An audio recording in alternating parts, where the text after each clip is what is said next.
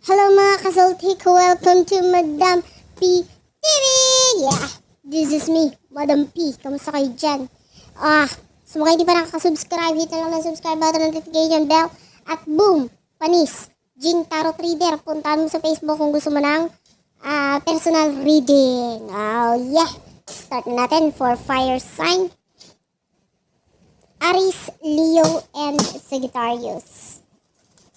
Clarify. Kuhanin muna natin yung main energy dito.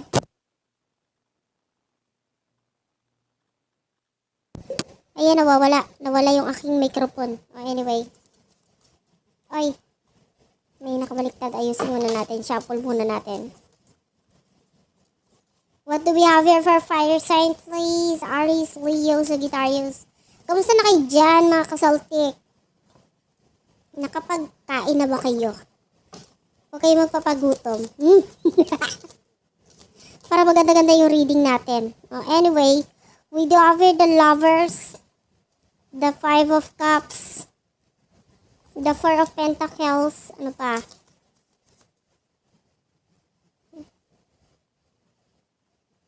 Ayaw pa magpakuha. Knight of Pentacles and the Emperor. Bottom of the deck is the Nine of Swords, Gemini, Libra, Aquarius energy. Ang dami mong isipin sa buhay, sa totoo lang. Bakit ka ba ganyan? Kung ako sa iyo, nag-i-enjoy na lang ako sa buhay ko, di ba?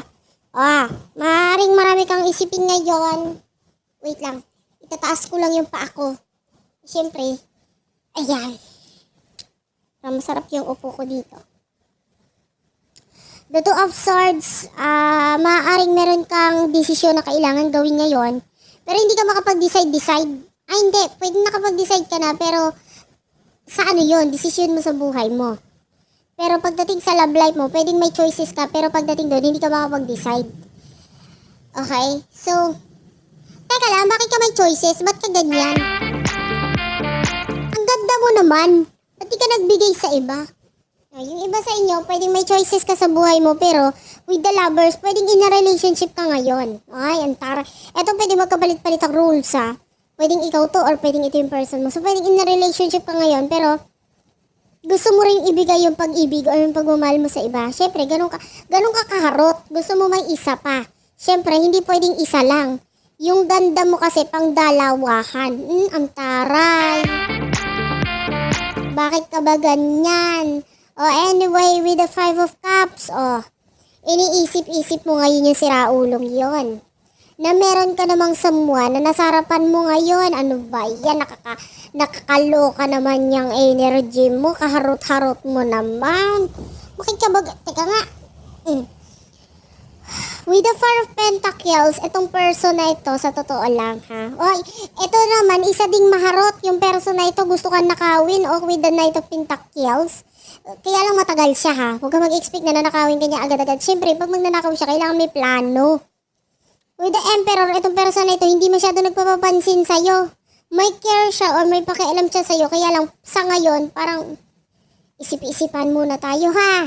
Bawal tayo lumablay kasi meron ka pang kaharotang iba. Medyo kailangan nating maghintay. Ganon. Tapos ikaw naman, gusto mo nang ibigay ang lahat-lahat dito sa person na ito. Siyempre, ganun ka ka-abnormal, ganun ka ka-atat na atat. Siyempre, gusto mo nang ibigay ang pagmamahal mo dito sa... Bakit? Expired na ba yung meron, yung ano mo dyan? Kakunik mo dyan? Bakit parang ayaw mo na dyan? Ang iniisip mo yung isa. Pero sa totoo lang, kung ikaw ang magte-take ng risk, hindi mo kaya na ikaw yung gagawa ng paraan, yung etc. Hindi mo kaya yon. Pero sa connection, willing ka magbigay sa kanya pag nandyan na siya. Syempre, kailangan maharot at mahinhin ka rin at the same time para mahirapan sila kung saan ka doon. Mahirapan ngayon ng guardian angel mo kung nasaan ka doon. Ano ko ba talaga, mabait o may sungay? Anyway, what's with the Two of Swords? Clarify natin yung mga cards nandito. What's with the Two of Swords? The Two of Swords is, ano ba yan? The Two of Swords is clarified by the Knight of Wands and the Chariot.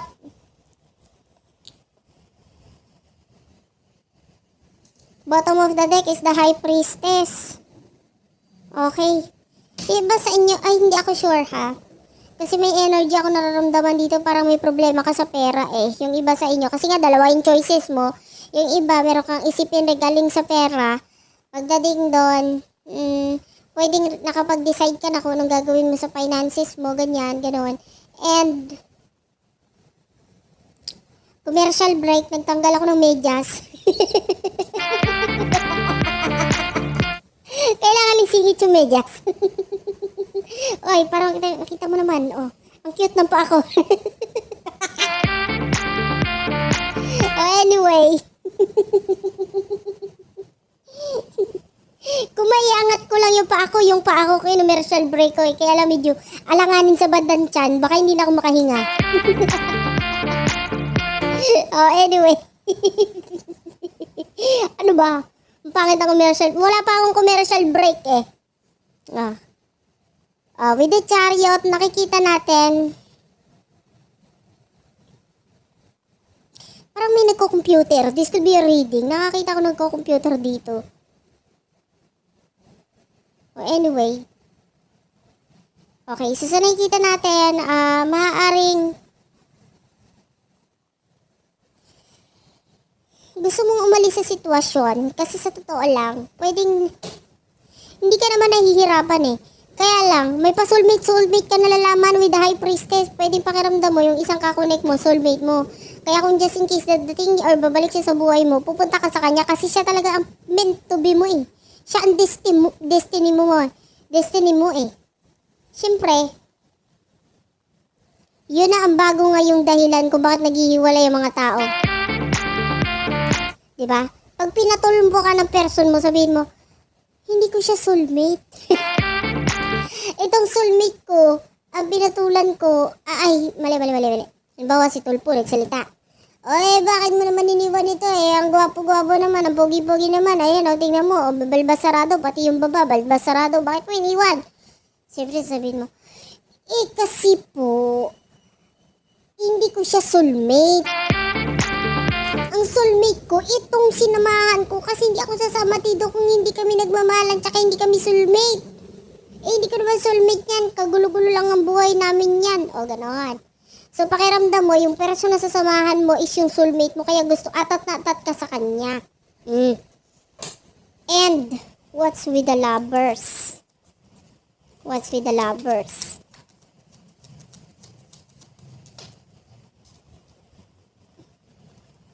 We do have here the Eight of Wands, Aries, Leo, Sagittarius energy.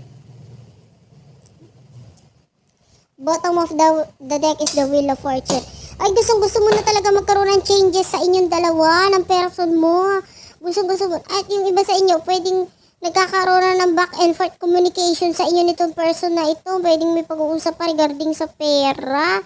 Gusto nyo mabago or gusto nyo magkaroon ng pagtutulungan regarding dyan. Ang taray, may papera. Hindi lang love life, may papera pa. Aba, saan ka dun? What's with the Five of Cups? Cancer, Scorpio, Pisces energy. What do we have here for the Five of Cups? The Five of Wands, Aries, Leo, Sagittarius energy. Ito pa, para sa mga nakikichismis lang dyan kasi hindi makaresonate.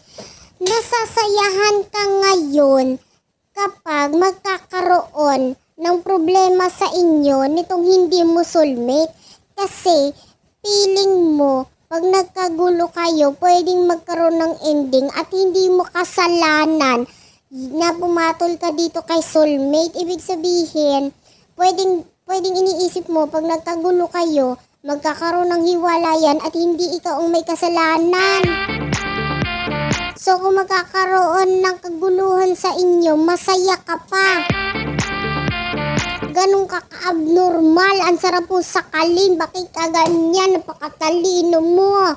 Gusto mo talaga magkagulo kayong dalawa pero para may rason ka na kung bakit ka kukuha ng soulmate mo. Bakit ka papatol sa soulmate mo. Nagets mo yun. Gusto mong tumard panty na hindi ikaw ang may kasalanan. Alam mo yun? Parang gusto mong hiwalayan na ikaw ang biktima.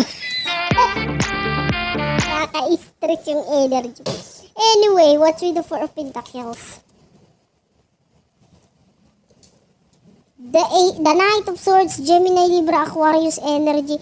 Itong siraulong to, wala pang ipon, mahal-mahal pang nalalaman, o mahal ka daw niya, gusto ka niya, at gusto niya nang magkaroon ng problema, ng connection sa iya. Kasama na rin yun ng problema kasi papasok siya dito sa problemang ito eh. Gusto niya nang isipin kasi wala siyang iniisip eh, wala siyang problema sa buhay eh. So, naisipan niya, ang pagpatol sa'yo ay isang malaking problema. Pero gusto ko yun. O, diba? Gusto niya ng problema at ikaw ang gusto niya. Kasi gusto niya ng malaking problema. O, ang taray mo sa part na yon. O, anyway, gusto ka nitong person na ito kahit wala siyang ipon. Ano ba yan? Paano tayo kakain nga na lang? Nakaka-stress tong person na to. Oh, what's with the Knight of Pentacles? We do have here the Ten of Pentacles. Mag-o-offer siya sa'yo na pwedeng ang iniisip niya malaki ang balik sa kanya. Oy! In short, baka gamitin ka nito. Ano na? Binuka mo pa yung wallet mo. Lahat na nakabukas sa'yo. Ano na? Baka ang ending nito, hindi lang kayo tulpo mapunta. Papuntang World War III ito. Sa sobrang gulo ng connection ninyo. O anyway, what's with the Emperor? Oh, namimiss ka nitong hinayupak na ito. May pamismis pang nalalaman. Pwede naman po gumawa siya ng action. Bibigay ka naman dun sa action na yun. Nakaka-stress. O pwedeng may back and forth connection sa inyo pero walang kinalaman sa love. Pwedeng usap-usap lang pero wala pang lablaban na nangyari. Ikaw lang tong na-fall. Oh. Ikaw lang tong Hindi, pero gusto ka nitong person na ito. Pero pwedeng wala pang usap-usap regarding sa love life. Regarding sa emotion. Gets mo? Gets mo? Oh. Ika nga. Aayos ako. What will happen in the near future for the both of you? The Ace of Cups, yan na nga ba sinasabi ko dyan tayo napapahamak sa pagmamahalan na yan. Oh, the Emperor, san ka dyan? Diba sabi ko siya yung The Emperor? Ito na naman siya, oh, dala-dala yung Ace of Cups, so in the near future, oh. Oh, the Hierophant, ito yung past person. Ito yung person mong pa-expired na. O, alamin natin. What's with the Ace of Cups and the Emperor? Hindi natin ito kukunin. Masyadong marami. O, ito. Ayan na with the Page of Swords. Pasugod na itong person na ito para magkaroon nitong Six of Wands. Kaya kung makita mo, saya-saya nyo dito. Oh, this is a relationship, a connection, a marriage para sa iba. Para maangkin ka na niya with the Eight of Swords. Kahit pa illegal ang gagawin ninyo, aba. Yung pala ang offer sa'yo, hindi marriage. Ang offer sa'yo, tara, bumuuna tayo ng salisigang. Makaka-stress yung pagmamahalan na yan, papuntang kulungan. O anyway, kahit illegal yung connection ninyo, mamaling ka niya at magsusugod siya, gagawa siya ng paraan para ma-offer sa itong pagmamahal na to na parang, oh, gusto ko talaga niya eh. Hindi, alam mo kung ako sa'yo, hindi ako kikiligin. Ano yun? Bakit ka kasi kikiligin dito sa taong to? Para siyang ano eh. Para siyang ano eh, wanted. Nagmahal ka ng kriminal na tao, nakakatakot. Oh, anyway, with the Hierophant. In the near future. The Ace of Wands. What's with the Ace of Wands? Ayan. Pagdaan. Papuntang criminology.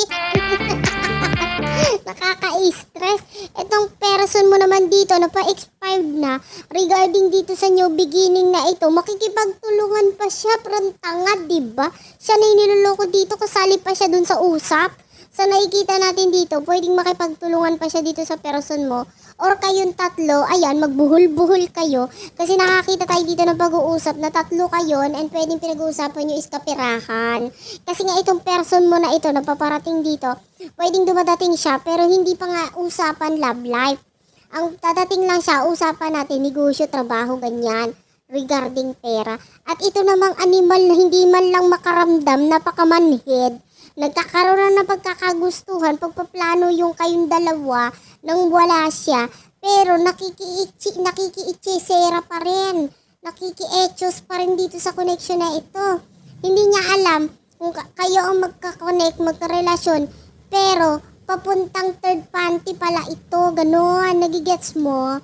Nagigets mo? Sa mga hindi nakarelate, hindi nakagets. Bala kayo sa buhay nyo, pwede naman kayo matulog. Oh, gets mo na. Bye-bye. Love you. Ingat kayo dyan. Oh, Jing Tarot Trader. Message na lang sa Facebook. I love you. Babush.